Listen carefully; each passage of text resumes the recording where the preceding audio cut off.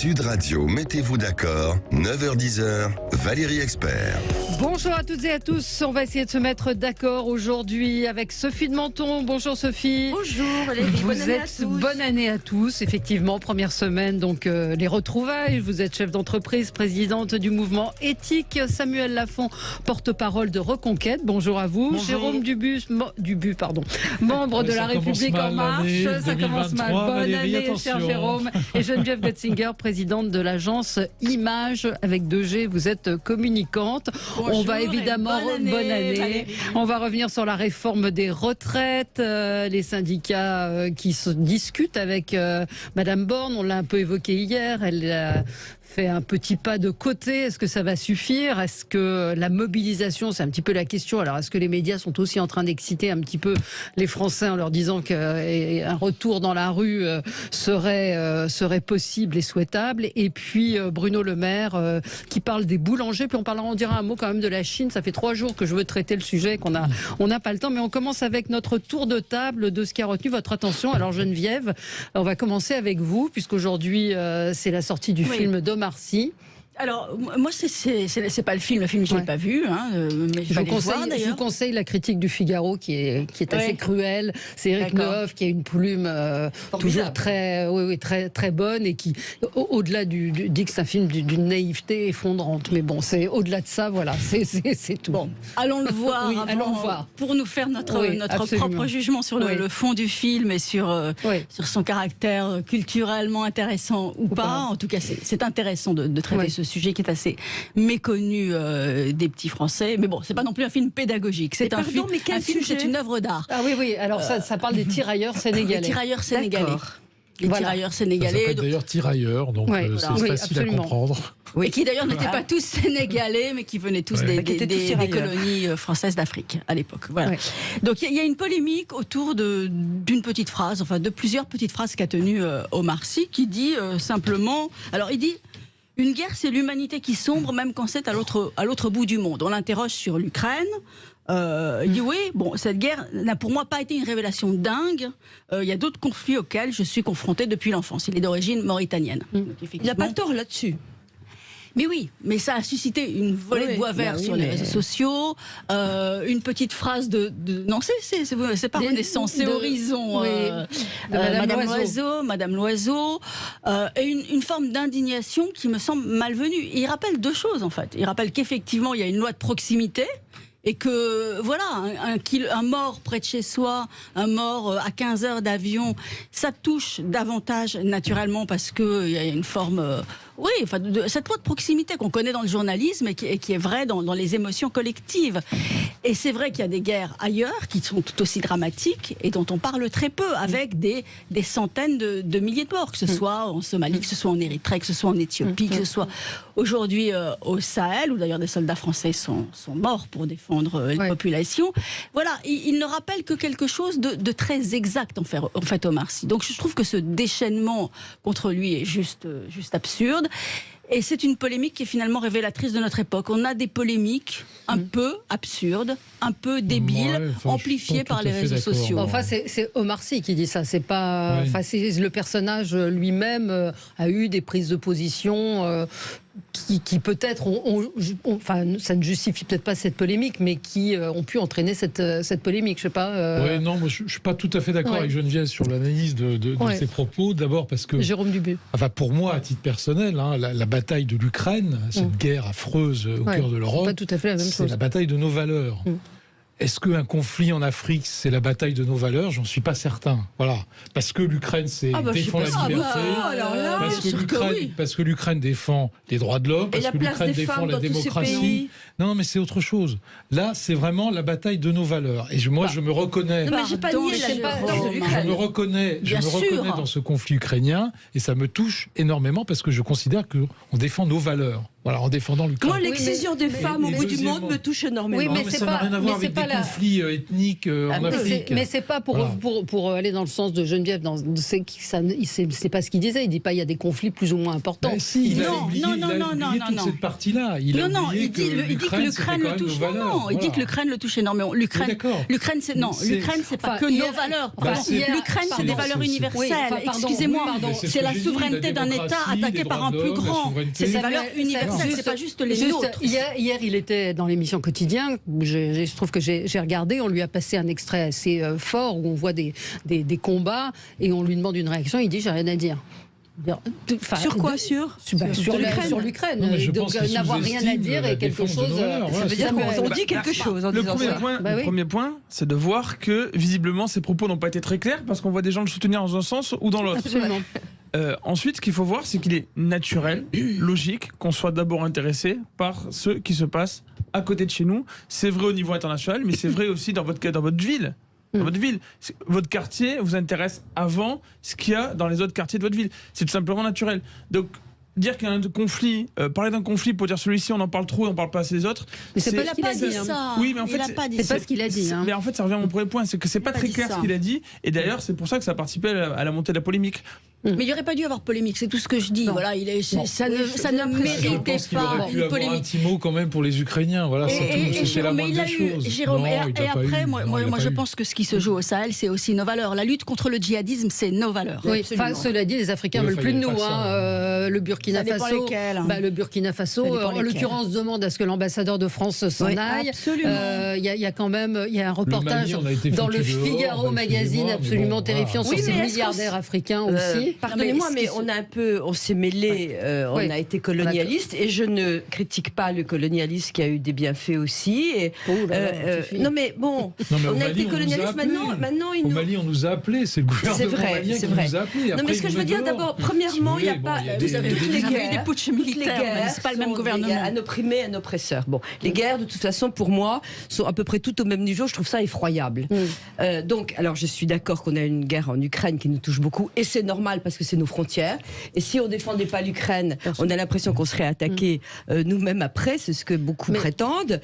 Et ça veut dire aussi que c'est vrai que nous n'attachons pas la même importance à des guerres qui sont en Afrique et très loin de nous. Point. Non mais ça d'accord, une fois qu'on a dit ça, on peut avoir un petit mot pour les Ukrainiens, c'est tout. Voilà, alors, un auditeur me dit, le Parisien s'est même fait piéger. Il y a eu effectivement, le Parisien dit comment on en est arrivé là, les phrases ont été sorties de leur contexte, etc. Comme d'hab. Bon, il y a autre chose sur l'Ukraine. Autre chose sur l'Ukraine, c'est que ça met quand même en cause la deuxième puissance nucléaire du monde. Donc c'est vrai que l'impact de cette guerre peut être colossal pour l'ensemble de la planète. Encore une fois, avec un risque majeur à chaque instant de dérapage. C'est qu'il n'a pas dit qu'il y avait des guerres plus graves, plus importantes que d'autres. Il a dit qu'il y avait été confronté plus jeune. Sophie, ça aussi c'est dans l'actualité. Le maire de Pantin, vous voulez qu'on l'écoute ? Oui, j'ai un coup de ridicule, moi. C'est ni un coup de cœur ni un coup de gueule, c'est un coup de ridicule. Alors moi j'ai entendu Guy Carlier ce matin et il a eu raison sur l'antenne de Sud Radio. Je vous conseille de réécouter sa chronique excellente comme tous les matins, parce que au-delà du ricanement, c'est la colère. Et écoutez ce que dit le maire de Pantin, donc au cours de ses vœux, c'était lundi. Bonne année 2023 à toutes et à tous. Cette année, j'ai décidé de placer les vœux de la municipalité sous l'égide de l'égalité entre les femmes et les hommes et de la lutte contre les violences faites aux femmes. Pantin s'appellera pendant un an Pantine. Nous rajouterons un « E » au nom de la ville parce que ainsi, nous voulons interpeller sur cette égalité entre les femmes et les hommes qui n'est pas encore parfaite. Voilà. Non mais un homme ne touchera plus jamais sa femme si la ville s'appelle Pantine. Ah, ça c'est important. Non mais ce sont des pantins. Enfin, on va pas faire de mauvais jeu de mots. Ce que disait Guy Carlier, le féminin c'est marionnette. C'est pas d'ailleurs le féminin de Pantin, c'est marionnette. Mais ça c'était un coup de ridicule qui mérite même pas qu'on s'y attache parce que c'est nul. Bah si, ça dit des choses. Ça dit des choses sur la stupidité. Non, pas sur la stupidité, sur la manière de séduire effectivement. Ça séduit quelqu'un ça? Peut-être un certain nombre d'électeurs. On n'en sait rien. Je demande à voir. Très simplement, Bertrand Kern, qui est le maire PS de la ville, je pense qu'il a réussi un grand coup. Il a été encore plus ridicule que la vidéo de propagande du PS qui a été publiée il y a quelques jours et qui a été supprimée de honte peu après. C'est ridicule, il n'y a personne qui soutient ça. On a l'impression qu'il essaie d'exister.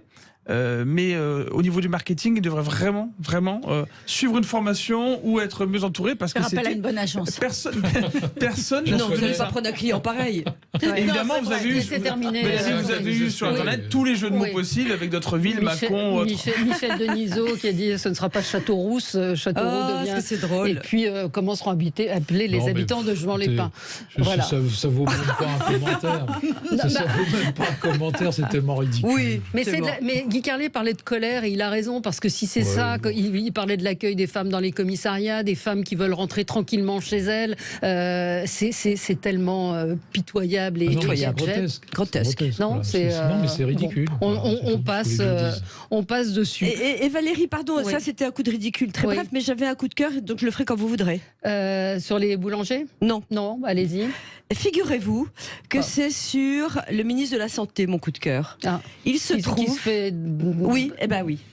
Il se trouve que je l'ai vu... le ministre de la Santé actuel. Moi, je pensais à Olivier Véran. Non. Je pensais à Olivier Véran parce qu'il y a un grand dossier dans le Figaro, je crois, ce matin. J'ai vu, catastrophique. Catastrophique. Eh bien, justement, il se trouve qu'il m'a reçu 2h30 avant-hier, en tant que présidente d'un mouvement patronal, parce qu'on a vu dans un sondage que 85% des Français comptaient sur leur boîte pour préserver leur santé. Très intéressant. Et c'est la première fois que j'ai vu un homme qui ne se prenait pas pour un ministre, qui était un vrai médecin. C'est peut-être le problème. Non, c'est pas le problème. Et qui avait... Oh, voilà comment vous êtes. Mais c'est épouvantable. Et il a une écoute incroyable, il cherche à réformer. Il m'a dit, moi, c'est terrible, il faudrait que j'ai une page blanche pour réformer la médecine. Parce qu'il faut tout réformer. Ça va des études, etc. Voilà ce que je ne peux pas faire. Et la liste est absolument incommensurable. Il a, par exemple, toutes les agences régionales de santé au nombre indéfini. Je lui dis, mais comment on fait par rapport à ça ? Il me dit, elles sont indépendantes. Je n'ai pas de pouvoir.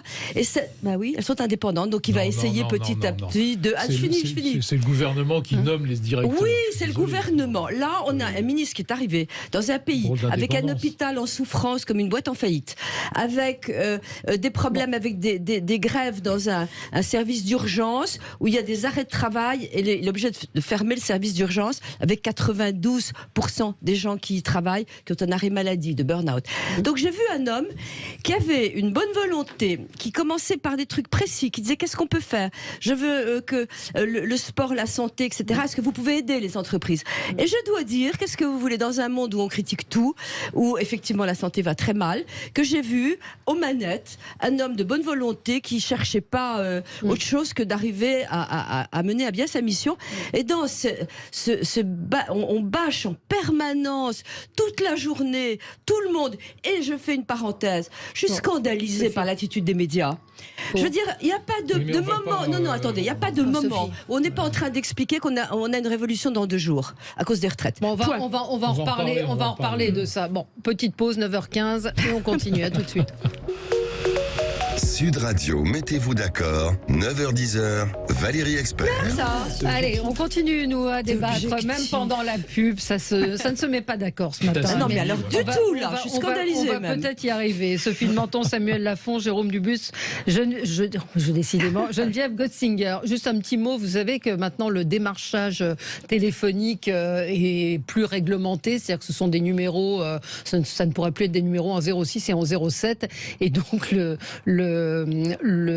y a un site Next Impact qui a montré que le site officiel de l'administration française, donc service-public.fr, s'était trompé dans les numéros. C'est un petit truc en plus dans ce qui marche pas. Le portail public explique donc à tort que les numéros commençant par 09 137 38 39 sont ceux utilisés par les centrales d'appel, et en réalité il s'agit de numéros polyvalents utilisés pour les échanges avec une plateforme technique. Donc ils n'ont peut-être pas le code du politique. C'est possible, mais alors figurez-vous que donc on nous annonce aussi deuxième dysfonctionnement, ou en tout cas retard à l'allumage, qu'on peut avoir des tests en pharmacie qui font dépistage Covid et grippe. Eh ben les pharmacies les ont pas. Ils les ont pas reçus. Voilà. Donc on vous dit, allez vous faire dépister, vous pouvez faire les deux en même temps. Mais la c'est France pas arrivé. fonctionne, c'est grave. Voilà. Mais ce qui est beaucoup plus grave. Des tests. Non, peut-être un peu sur un ministre gratuitement. Je veux dire, j'aimerais vous y voir à sa place. On pas gratuitement, on plaisante. Bon, pas tellement. Parce qu'il y a un truc qui est aussi très important, c'est le refus des laboratoires d'analyse. Ils se mettent en grève. Et le refus du séquençage. Sophie, est-ce qu'on peut continuer notre tour de table? Allez, Jérôme Dubu. Oui, moi j'avais un coup de gueule contre le régime iranien, bien sûr. Ouais. Puisque vous avez vu ce qui s'est passé concernant les femmes dans les voitures. Donc le voile est obligatoire partout dans l'espace public, en Iran, depuis 1983. Donc un peu après l'arrivée des mollahs, de l'ayatollah Khomeini. Et en réalité, ce qu'on nous avait raconté en disant le régime va lâcher du lest après les manifestations, etc., c'est tout à fait l'inverse qui est en train de se passer. En réalité, le régime est en train de se durcir. Et cette affaire de l'opération Naser 1, qui si c'est Naser 1, il y en aura d'autres, est très, très, très significative. Donc on contrôle maintenant les femmes qui ne portent pas le voile ou qui le portent mal en voiture. On leur envoie un SMS, le commissariat local leur envoie un SMS en leur disant « Présentez-vous au commissariat ».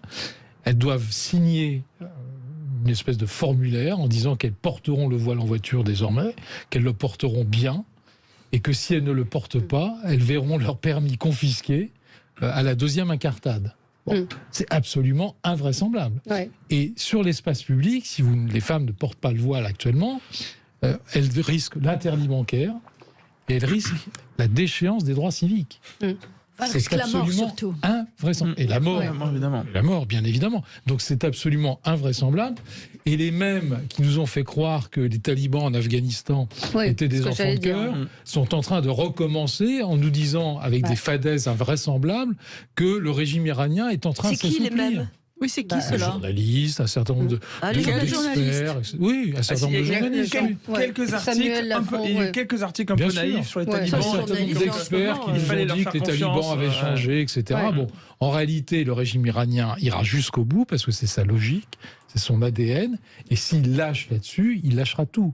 Donc, on est dans une espèce de fuite en avant du régime qui est extrêmement inquiétante. Extrêmement inquiétante. Mais on peut parler de l'Afghanistan dont on parle assez peu. Bien sûr. Avec les femmes qui sont exclues de l'université, exclues des écoles, avec et là pour le coup une résistance qui est beaucoup plus difficile à mettre en place. Vous vouliez dire quelque chose, Samuel Lafont ? Oui, quelle surprise. Les islamistes détruisent les libertés individuelles et mettent les femmes en laisse. Voilà. Mais il y a quand même eu des naïfs, quelques-uns. Heureusement peu nombreux, mais effectivement, quand les talibans ont pris le pouvoir, pour espérer que les talibans allaient arriver dans une situation qui correspondrait à ce qu'on vit dans la démocratie occidentale, ou qui laisserait plus de liberté aux femmes. Pas du tout. Non. Oui, mais on raconte les mêmes salades sur l'Iran en disant que le régime va s'assouplir, etc., alors que c'est exactement l'inverse qui est en train de se passer. Il est en train de se durcir. Samuel, on revient en France, coup de gueule. Oui, sur l'explosion du prix de l'électricité, parce que ça nous pendait au nez depuis des mois, voire des années. On a l'impression, encore une fois, que le gouvernement Macron n'a pas su prévoir.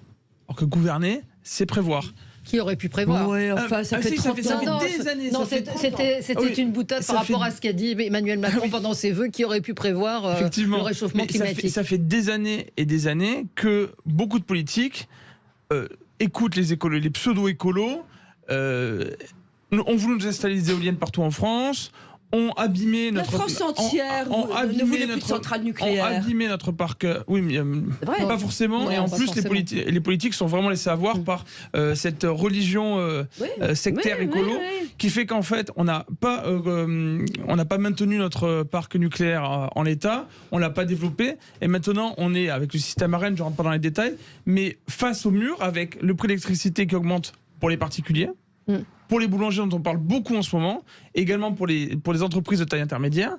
Et en fait, ça va avoir des conséquences sur tout le monde, parce que la facture va augmenter, les prix vont augmenter, et les entreprises sont obligées de fermer aujourd'hui. Que vont faire les employés? Combien de Français vont perdre leur boulot dans les semaines, les mois qui viennent, à cause de l'augmentation du prix de l'électricité? Il y a énormément de conséquences qu'il est encore difficile de mesurer, et on a l'impression que le gouvernement s'en fiche et qu'il réagit toujours au dernier moment. On dit n'importe quoi là aujourd'hui. Le gouvernement il réagit beaucoup trop tard. Mais le gouvernement s'en fiche peut-être pas, mais quelle solution concrète, très naïvement, je pose la question, à part de distribuer des chèques énergie, comment il n'y a pas de pression supplémentaire qui est faite sur les fournisseurs? Si, il y a des pressions, par exemple pour les boulangers, ils ont accepté, il y a eu des pressions énormes. On leur a proposé d'étaler leur Non, on leur a pas proposé, ils vont baisser le prix pour les boulangers en particulier. J'avais Arac ce matin, Bercy est tous les jours sur le sujet des boulangers, là on y reviendra. Ouais. Mais non, c'est pas vrai, le gouvernement s'en fiche pas et pour cause, ça va les faire renverser pratiquement ça. Donc ils sont en train de chercher des solutions. D'ailleurs, il y a des solutions avec lesquelles on n'est pas tellement d'accord. Si peut-être que l'Iran ils prennent pas tellement position parce que il y a des questions d'énergie qui sont en jeu et donc c'est très compliqué parce que la politique actuelle internationale tient compte de l'énergie qu'on peut avoir dans certains pays ou pas, etc. Donc non, ils sont peut-être pas très efficaces, mais je vois pas ce qu'ils peuvent faire. Mais il faut quand même rétablir un peu la vérité. Regardez ce qui s'est passé depuis un an. Depuis un an, effectivement, le prix du gaz. Alors, je parlerai d'électricité puisque les deux sont liés en réalité, de manière avec des contrats européens. Le prix du gaz a fortement monté après la guerre de l'Ukraine. Il a été multiplié par 7, évidemment, mais ça n'a pas duré. Et aujourd'hui, je voyais un graphique hier sur l'évolution du prix du gaz. Le prix du gaz est revenu au niveau auquel il était avant la guerre d'Ukraine. Bon, donc ne dites pas que rien n'a été fait. Au niveau européen, alors je sais que vous n'aimez pas cette affaire européenne, je sais que vous n'aimez pas l'Europe actuelle, mais l'Europe a été de manière sur cette affaire. Si, ça dépend des marchés et de la réaction qu'on a eue. Parce qu'on a trouvé de nouveaux fournisseurs, et ça n'a pu être fait qu'au niveau européen, par des contrats européens qui nous donnent la masse critique pour négocier. J'en termine. Et ce qui s'est passé, c'est qu'on a changé de fournisseur et que le premier exportateur mondial de gaz aujourd'hui, ce sont les États-Unis. Bon, alors c'est tout bénéfice pour les États-Unis qui vont exploiter. D'ailleurs, les boîtes vont s'installer aux États-Unis, les industries en ce moment. Ça, c'est pas le boulanger, non. Et donc voilà. Donc, si on n'avait pas eu cette action européenne pour contrer l'évolution du prix du gaz, auquel le prix de l'électricité est aligné. C'est le problème. Bon, ça, c'est une erreur, évidemment, de négociation. Mais ça veut dire que le prix de l'électricité va aussi baisser. On le sait. Puisque le prix du gaz a baissé. Enfin, on est encore lié au gaz et au problème allemand. Enfin là, on est à des triplements, quadruplements de factures. Oui, mais il faut payer maintenant. Il va falloir effectivement absorber le premier semestre 2023. C'est clair. Donc il faut savoir, c'est vrai qu'on fait des chèques. Moi, en tant que libéral, je suis absolument atterrée par ce quoi qu'il en coûte qui est devenu, alors là, n'en parlons même pas. Et c'est vrai qu'en dehors de verser des chèques pour soutenir les boîtes, dans l'immédiat, ils n'ont pas de solution. On ne peut pas claquer des doigts, quel que soit le talent du président de la République qu'on pourrait avoir. Je ne vois pas. Geneviève, on affronte une crise majeure. On fait le gros dos. Voilà. Effectivement, on ne pouvait pas le prévoir. Enfin, là-dessus, Emmanuel Macron a raison. Ça aussi, on ne pouvait pas le prévoir. Après, concernant les boulangers, ils cumulent quand même. Parce qu'effectivement, il y a l'électricité, mais il y a aussi les matières premières, le blé, etc. Tout ce qui leur sert à fabriquer leur pain. Donc là... Mais là aussi, alors on peut considérer que c'est des rustines à chaque fois, mais on a besoin de ces rustines parce que sans ça, ça serait encore. Mais il y a déjà des boulangers qui ont fermé, la très grande majorité des boulangers sont ouverts. Jamais quelqu'un s'est occupé autant d'eux. Moi, j'ai appris que dans le petit village de mon père, le boulanger a fermé. Et c'est un petit village. Alors, je suis désolée, mais le boulanger n'est pas pareil. Il serait obligé de vendre son pain au chocolat 5 € s'il voulait rentrer dans ses frais. Donc il a fermé. C'est un village où il n'y a plus de boulanger. Le boulanger en bas de chez moi, dans ma rue, a vendu. Non, il prend sa retraite. Du coup, il était pas loin de la retraite, mais du coup, il prend sa retraite. Et c'est aussi, il anticipe, c'est provoqué par ça. Enfin, dire que rien n'a été fait, c'est totalement faux. Non, mais si l'Europe n'avait pas réagi, je peux vous dire qu'on serait au même niveau des prix pendant le déclenchement de la guerre de l'Ukraine. L'Allemagne gêne la France. Il y a finalement la compétitivité n'est pas bonne, n'est pas juste. Donc l'Europe, elle est là, on est très bien. Elle n'est pas unie, elle fait pas face de la même façon, et la distorsion de concurrence est très importante.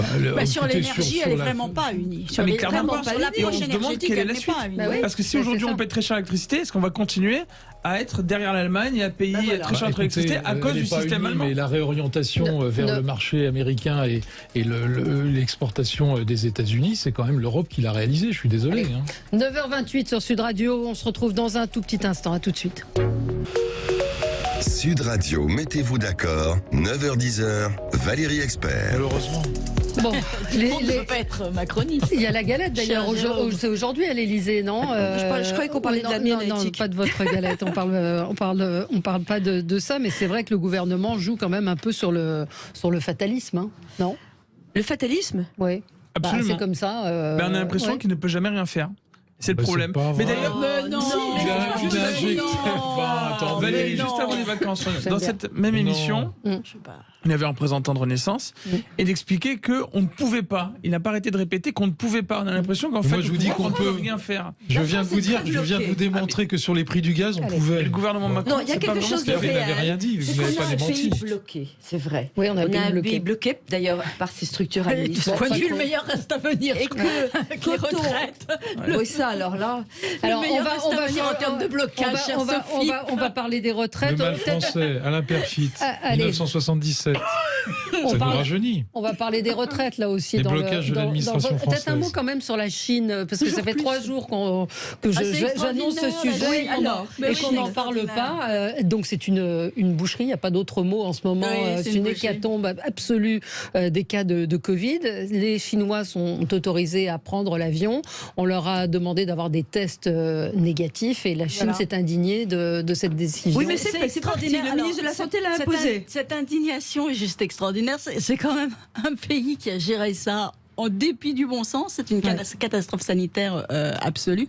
Ils ont fermé leurs frontières pendant 3 ans. Donc, ils nous ont imposé de ne pas pouvoir venir chez eux pendant 3 ans quand même. Aujourd'hui, ils s'indignent qu'on leur impose des tests pour rentrer chez nous. C'est juste hallucinant. Ils ont imposé des quarantaines aux touristes qui se retrouvaient chez eux. Ils ont mis les gens en prison. Ils ont mis les gens en prison. Aujourd'hui, ils ouvrent à nouveau leurs frontières sans aucune vaccination des seniors. On sait que le vaccin chinois est un vaccin qui ne fonctionne pas. Et ils s'indignent qu'on puisse imposer des tests à l'entrée à nos frontières. Enfin, c'est juste hallucinant. C'est juste tout faux. L'affaire chinoise devrait faire réfléchir un peu ça fonctionne les comme ça. Oui. Car ce qui se passe en Chine, c'est parce que, vous l'avez très bien dit, le vaccin est très mauvais, totalement inefficace. Je crois qu'il y a 40% de réussite, ce qui est très très bas très par faible, rapport aux autres vaccins. Bon, ça, ils l'ont jamais reconnu. Et deuxièmement, ils ont quasiment arrêté la vaccination. Même s'il était mauvais, il protégeait à 40%. Oui, alors là, on a une population qui n'est ni immunisée ni vaccinée. Mais catastrophique. Et qui n'a plus de liberté. En plus, on voit ce que c'est. Une dictature communiste. Alors, au pouvoir pour ceux que ça fait rêver encore. C'est terminé. Pour ceux que ça fait rêver encore. La réalité, c'est que la Chine joue au plus fort. Voilà, elle veut nous imposer des aberrations. Elle a déjà gagné par le passé en essayant le bluff comme ça. J'espère que ça ne va pas passer cette fois-ci parce que là, elle abuse. Et moi, je pense à tous ces Chinois qui malheureusement subissent un pouvoir dictatorial et qui les a privés de liberté sans arriver à quoi que ce soit en la matière. Mais ils commencent à se révolter, les Chinois. On sent des. Il y a énormément d'entreprises aussi, d'entreprises internationales dont le siège était là-bas, qui ont quitté et qui sont partis. Non, qui sont partis en Thaïlande, qui ont changé. Il y en a aussi qui sont revenus en France. Réforme des retraites. Donc la CFDT hier était reçue par Elisabeth Borne et la CFDT a annoncé se mobiliser en cas de relèvement à 64 ou 65 ans l'âge de la retraite. Encore une fois, on sent qu'hier, on l'a un peu évoqué, Elisabeth Borne a fait un pas de côté en prononçant cette phrase. 65 ans, ce n'est pas un totem. Comment les choses vont-elles se passer? On sent des syndicats assez déterminés. Est-ce que les négociations sont possibles? Est-ce que c'est une réforme impossible? Non, c'est une réforme tout à fait possible et c'est une réforme nécessaire, absolument nécessaire. D'ailleurs, quand vous regardez un peu l'histoire de la réforme des retraites, ça fait 30 ans que ça dure. Alors c'est un peu long parce qu'il y a des pays qui ont réformé en 1 an. L'Allemagne a réformé son système de retraite en 1 an, l'Italie également. L'Italie n'est pas un exemple de stabilité politique et pourtant elle a réussi à réformer son système de retraite. Bon, donc pourquoi nous, on n'y arriverait pas? Donc je rappelle que la première réforme, c'est 93. 93 avec la réforme Balladur. Bon, ça fait 30 ans qu'on gère. Bon, donc c'est possible et c'est nécessaire. Pourquoi? Parce que tous les rapports qui ont été faits, et il y en a eu des dizaines, tous les rapports convergent, plus ou moins, en disant le système est déséquilibré parce que vous avez moins d'actifs, on connaît le problème démographique, vous avez moins d'actifs pour financer ce système des retraites par répartition auquel tous les Français sont attachés. Donc il ne s'agit pas de remettre en cause le système par répartition comme on l'a entendu, il s'agit de le corriger et de faire en sorte qu'il puisse fonctionner. Et pour faire fonctionner un système par répartition, vous avez 3 moyens.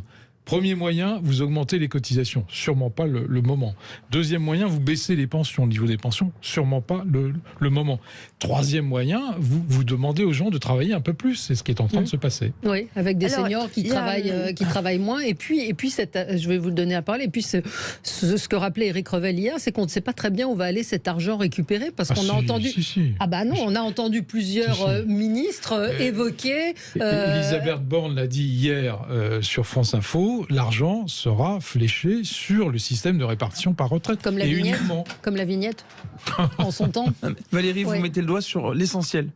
Merci. L'essentiel, c'est que, encore une fois, le gouvernement va demander des efforts et c'est très difficile pour lui de réformer en ce domaine. Pourquoi ?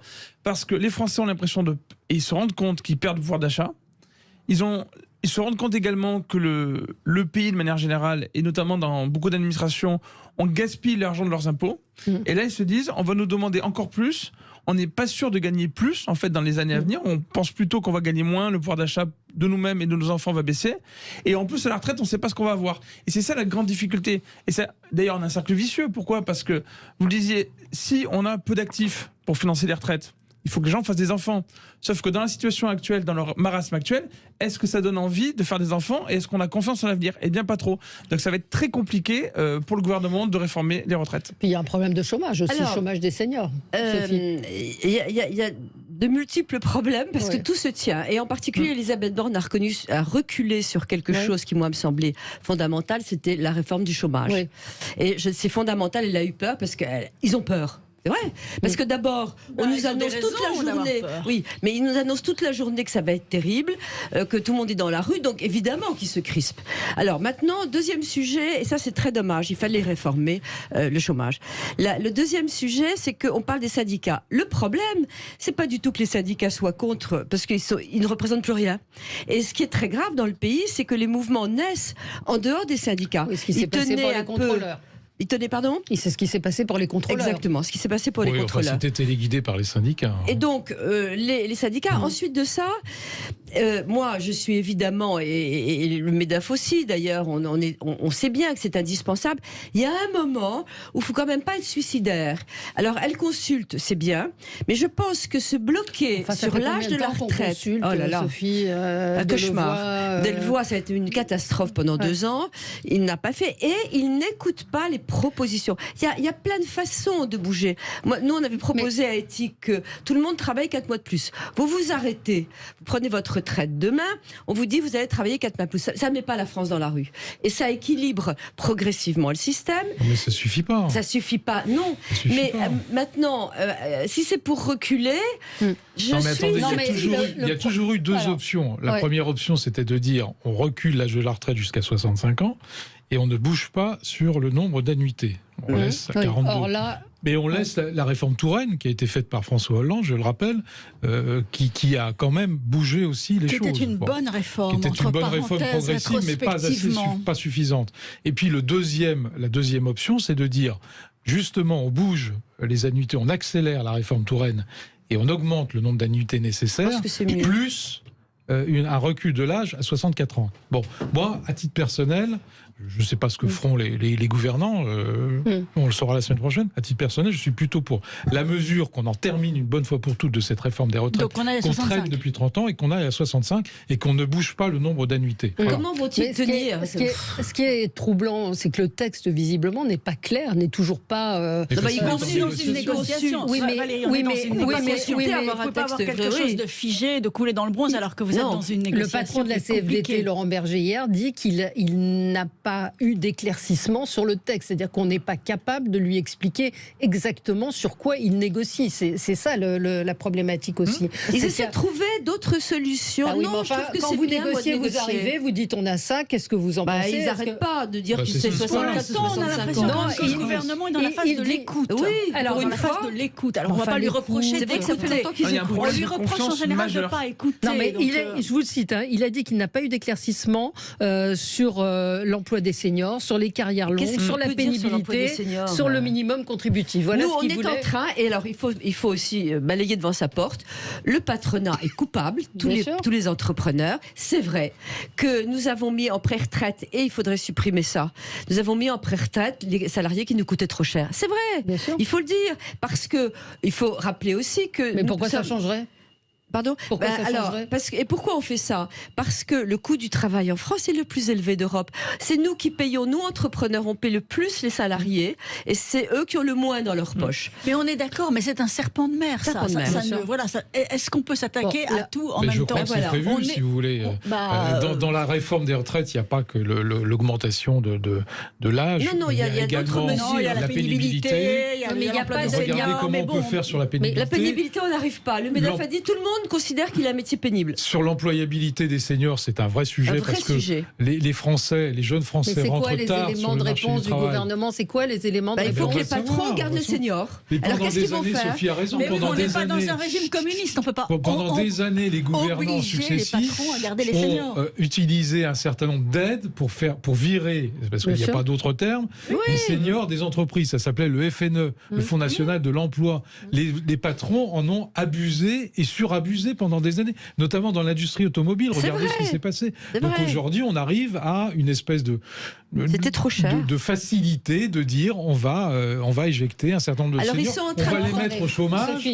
Le chômage va les payer jusqu'à la retraite. Voilà. C'est un système totalement mal fait. Mais ils ont proposé autre chose pour les seniors. On parlait à l'instant du salaire salaire brut payé trop haut par les patrons pour un net trop bas pour les Français. Oui. Et c'est lié à ce qu'on disait tout à l'heure. Il y a un problème de confiance.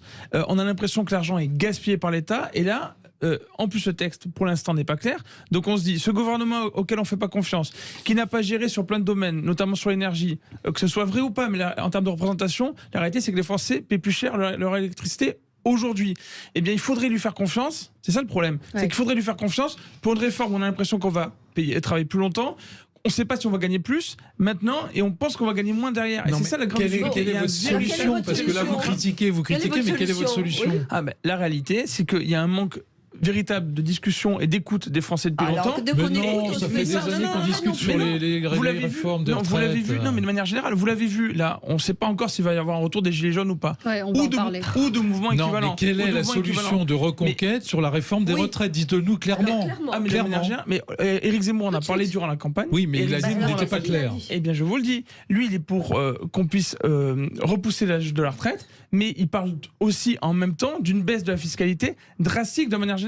Et la réalité, c'est pour ça que je disais que c'était compliqué pour le gouvernement. On a déjà une dette abyssale, mais donc vous êtes d'accord avec le recul de l'âge de la retraite ? C'est compliqué pour le gouvernement de réforme aujourd'hui, parce que, et moi je pense qu'il va avoir énormément de mal à le faire, parce que il y a une baisse de confiance complète. Non, mais c'est pas le sujet. On vous a demandé quelle était la solution de reconquête. C'est compliqué. Donnez-nous la solution. La solution de reconquête, enfin, je vais pas dire on s'en moque un peu, mais bon, c'est pas tout à fait le sujet. On est quand même effectivement dans un contexte de profond pessimisme. On est dans un contexte d'inflation. On est dans un contexte post-Covid. On est dans un contexte où le rapport au travail a profondément changé. Les gens veulent moins travailler. Donc on leur dit vous allez travailler plus longtemps dans un contexte où ils ne rêvent que de travailler moins. Bien sûr. Donc, alors justement, est-ce que ça crée un climat très révolutionnaire ? Comment est-ce que les autres pays ont fait pour réformer leur retraite, leur système de retraite ? Parce qu'ils n'ont pas les mêmes systèmes de retraite que nous. Ils ont tous un système de retraite par répartition, à part la Suède, qui a un système de retraite par points.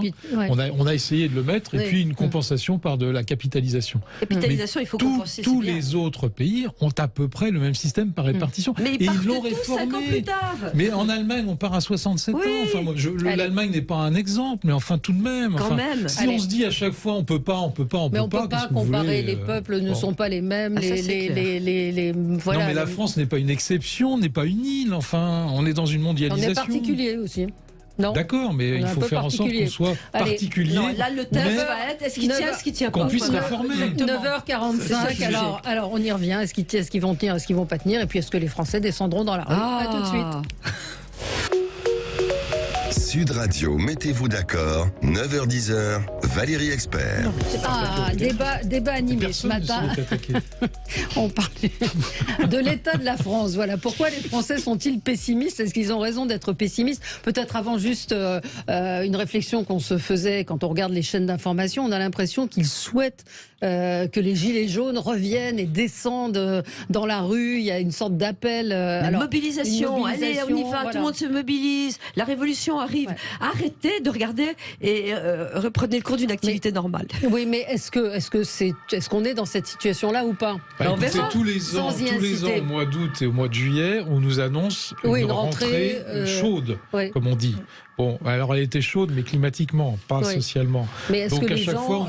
Donc il y a un appel samedi à manifester. Oui, alors puis il y a un appel le 21 par LFI, par la France Insoumise, je crois, et puis ils se réunissent aujourd'hui, la NUPES, pour savoir comment... C'est bien relayé, l'appel à manifester. Bon, voilà, donc ça, les gens ont le droit de manifester, de descendre dans la rue s'ils ne sont pas d'accord, mais moi, encore une fois, je le dis, essayez de regarder ce qui se passe à l'extérieur, ne concentrez pas votre attention sur un phénomène et un regard franco-français.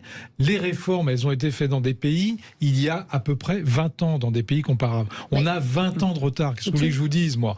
Il y a un moment où on ne peut pas reculer, il faut le faire, c'est tout. Bon. De toute façon, Emmanuel Macron ne peut pas reculer. C'est quand même un marqueur pour lui. S'il ne fait pas cette réforme, il ne fera plus rien. Moi, je crois qu'il préfère partir que reculer. Oui, donc il ne reculera pas. Donc à partir de là, ça va passer, ça va casser. On ne sait pas. Il faut voir aussi sur le plan politique s'il arrive à avoir les Républicains pour voter ce texte. C'est aussi un élément important. En dehors de la rue et des syndicats, il y a ça. Les Républicains, c'est la honte s'ils ne soutiennent pas la réforme des retraites. Il y a cette dimension politique. Est-ce qu'elle va être obligée de passer au 49.3 ou est-ce qu'elle va avoir le soutien des Républicains? C'est aussi un enjeu très fort.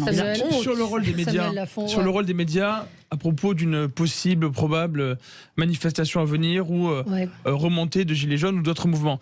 La réalité, c'est qu'en 2018, beaucoup de médias sont passés complètement à côté de la naissance du mouvement. C'est-à-dire que pendant un mois et demi, sur Facebook et sur Twitter, notamment sur Facebook, tout le monde, en tout cas énormément de Français, parlaient de gilets jaunes, parlaient de mobilisation, et que les médias ont été très tardifs dans la reprise de cette information. Donc ils ne veulent pas l'arrêter. Ce qu'il faut voir aussi, c'est que ça fait de l'audience. Ça fait de l'audience aussi. Mais comme il y a énormément de mouvements en même temps, on voit le sujet des boulangers, on voit le sujet de l'électricité, il y a le sujet de l'essence, du diesel, il y a la réforme des retraites, il y a énormément de sujets. En fait, en regardant les choses objectivement, on peut se dire ça va être compliqué pour le gouvernement de faire ce qu'il veut faire, et en même temps, c'est normal que les Français se mobilisent parce qu'ils se disent, ils ont l'impression de se faire arnaquer. Non, mais d'abord, c'est pas tous les Français, c'est certains Français. On parlait de, c'est beaucoup de Français. On parlait de manière générale du régalien tout à l'heure. La réalité, c'est que les Français, et c'est lié aussi au sujet des retraites, les Français leur demandent de payer toujours plus. Ils voient que les hôpitaux ferment, ils n'ont plus accès aux médecins, des services publics ferment, ce qu'ils payent au quotidien augmente, et en fait ils disent mais pourquoi je fais ça en fait, où passe mon argent, Vous voyez quel est le rôle des oppositions quand même, c'est pas de proposer. Moi ça fait 3 fois que je vous demande quel est votre détail précis sur la réforme des retraites, vous êtes incapable de me répondre. Donc j'en conclus que vous n'avez pas de programme et que vous allez soutenir le nôtre. Je vais vous l'envoyer. Vous n'avez pas de parlementaire, mais ça viendra peut-être un jour. Je vais vous l'envoyer. Voyez quelle est l'opposition. L'opposition c'est de dire il faut manifester. Voilà, c'est tout. C'est ça son programme. Non, vous dites, il y a quelques Français qui ne sont pas contents. Il y a quelques Français qui ne sont pas contents. Je n'ai pas dit il y a quelques Français. Énormément de Français qui ne sont pas contents. Ils vont descendre dans la rue. On verra bien. Vraiment, je pense que l'analyse de... Eh bien, je vais vous dire. Je pense que l'analyse de Christophe Guilluy, c'est vraiment quelque chose que vous devriez lire parce que il parle des Français pour les auditeurs. Oui. Il parle des Français dépossédés.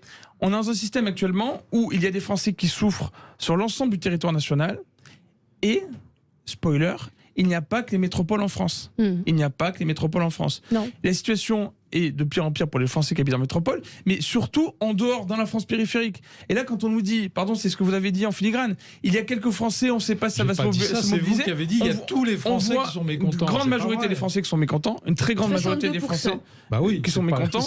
Pas tous les Français.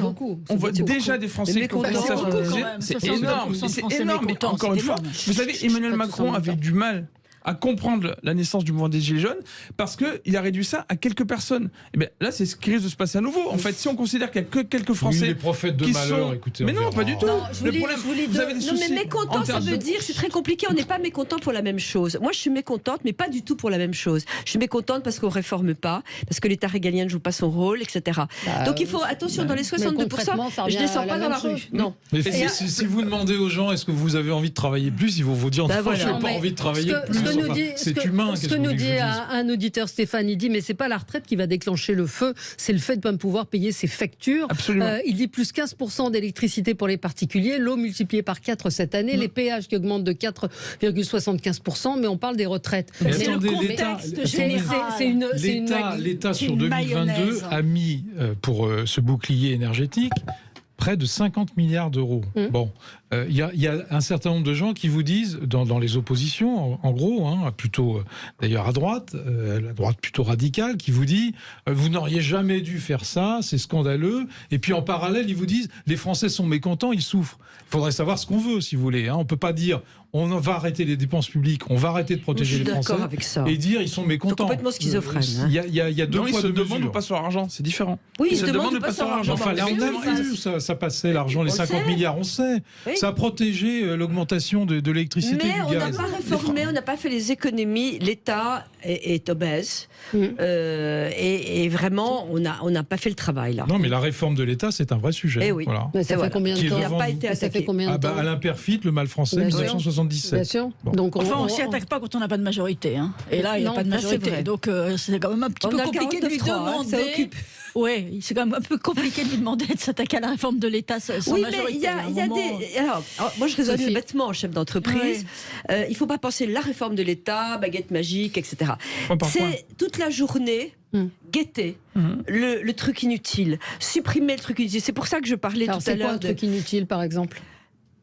Je dis sur la santé, les agences régionales de santé qui claquent à fric fou, qui sont autonomes, qui disent le contraire du ministère. C'est... Enfin, je ne peux pas vous citer la liste immédiatement, mais dans l'état c'est les strates qu'il faut supprimer. Ouais. Majoritairement les strates. Exemple hôpital. Hôpital, on a en pourcentage d'administratifs infiniment supérieur au nombre de médecins et de soignants. C'est le contraire en Allemagne. Donc la réforme, je suis désolée, c'est presque une question d'entreprise de réformer la façon dont administrativement marche un hôpital. On vous dit, un hôpital, c'est pas une entreprise. Si, lorsqu'il s'agit de paperasserie, c'est comme une entreprise. Donc ça, personne ne s'y attaque. Ouais. On a l'impression dans ce pays que dès qu'on veut réformer, il s'agit de déplacer des montagnes, que chaque réforme est quelque chose d'impossible. Alors soutenez la réforme des retraites, soutenez-la. Tout le monde le soutient. On sait bien qu'il faut réformer les retraites. Bon, voilà. Mais non, mais on est tous d'accord sur le principe. Tous non, visiblement pas. Enfin, tous d'accord ici. Mais la réalité, justement, c'est ce que vous venez de dire à l'instant, c'est qu'il y a une ambiance générale. Et je suis tout à fait d'accord avec cet auditeur qui nous parle de la réforme des retraites, mais ce que vivent les Français au quotidien, ce qu'ils vont subir là, et leur grogne, elle n'est pas liée à la réforme des retraites en elle-même. C'est vrai. Même s'ils peuvent la refuser. C'est pas ça le problème, c'est on paie toujours plus, on se demande quand ça va se terminer. Vous l'avez vu, mais vous ne savez pas comment on fait alors. Mais alors, on parlait de réforme de l'État. Oui. La réalité, c'est que ça fait des années encore une fois, on a l'impression qu'on dépense énormément d'argent, qu'on prend des impôts français. Et derrière, qu'est-ce qu'ils voient concrètement? Une justice qui ne marche pas, avec des procédures chronophages. Typiquement, le droit opposable au logement. Vous avez déjà vu le temps que ça prend au juge? Mais ça prend un temps fou. Est-ce qu'on est obligé de garder cette loi? Est-ce qu'on est obligé de garder cette loi? Non, mais ça, c'est un détail. Mais non, c'est pas un détail. Mais non, il manque de l'argent dans la justice, tout le monde le sait. Mais on parlait de prendre les éléments de l'argent à l'hôpital, prenons les éléments point par point. Les Français, qu'est-ce qu'ils voient également? Il manque de l'argent dans la police, tout le monde le sait. Il n'y a plus d'argent pour les Français, mais il y a de l'argent pour soutenir l'immigration massive. Il n'y a pas de mais effectivement, on y vient. Non, mais le vrai sujet, c'est l'efficacité. Non, attendez. Le vrai sujet depuis des années, c'est l'efficacité de la dépense publique. Voilà, c'est tout. Et on n'a pas de contrôle là-dessus. On nous dit il manque de l'argent à l'hôpital. Bon, Sophie en a parlé tout à l'heure. Bon, il y a sûrement aussi des économies en parallèle à faire. Il manque de l'argent dans la police. Bon, il n'y a pas assez d'effectifs, il n'y a pas assez de matériel, il n'y a pas assez d'équipements, soi-disant. Bon, voilà. Il manque de l'argent dans tous les services publics. On vous demande de remettre des services publics, là on en a supprimé. Est-ce que c'est de l'argent ou de l'organisation? Non, c'est de l'organisation, énormément. C'est de l'argent, l'organisation. Ceux qui plaident pour une réintégration des services publics disent qu'il manque de l'argent. C'est une meilleure utilisation de l'argent existant, peut-être. C'est peut-être une meilleure utilisation de l'argent existant. Alors, moi, c'est une efficacité de la dépense. Le régalien, qu'est-ce qu'on peut sous-traiter au privé? Je prends toujours cet exemple. Pourquoi est-ce que dans le jardin de la sous-préfecture, il y a un fonctionnaire qui tond la pelouse, alors qu'il y a une jardinerie à 200 mètres? Expliquez-moi. Mais parce que ça crée un emploi, ma chère. Et la jardinerie, ça ne les crée pas? Oui, aussi. Bon. Aussi. Alors, je pense qu'il faut se recentrer. Mais on est en train de réouvrir des sous-préfectures. On est en train de réouvrir. Donc il y aura forcément des pelouses à tondre. Oui, pour les jardineries. C'est un peu, un peu dérisoire. C'est pas dérisoire du tout. C'est qu'il faut que l'État fasse strictement ce qu'il doit faire, les missions régaliennes. Et délègue au privé l'insignifiant. Ils ont plus de mal à le faire. Écoutez, en 58, vous voulez compter, enfin, l'insignifiant. En 58, De Gaulle est arrivé dans un capharnaüm épouvantable. Il a fait des réformes avec le rapport Armand-Rueff, de réformes de l'État profondes qui nous ont marqués pendant des années. On arrive au bout de ce système. Il faut un nouveau 58. Donc le rappel de Gaulle, c'est la conclusion de l'émission. On finit sur une citation de Coluche. Mon père était fonctionnaire et ma mère ne travaillait pas non plus. Allez, on se retrouve dans un instant pour l'émission. C'est Coluche, voilà. Pour l'émission Média. Et je vous conseille de regarder cette formidable série sur Arte, Jeux d'influence. Il y a 2 saisons. C'est la 2e saison. Et la 2e saison, on va recevoir Alix Poisson, parle de McKinsey, justement, et du gouvernement pris au piège de ses relations. C'est formidable. Et c'est ce soir, je crois. Demain soir. À tout de suite.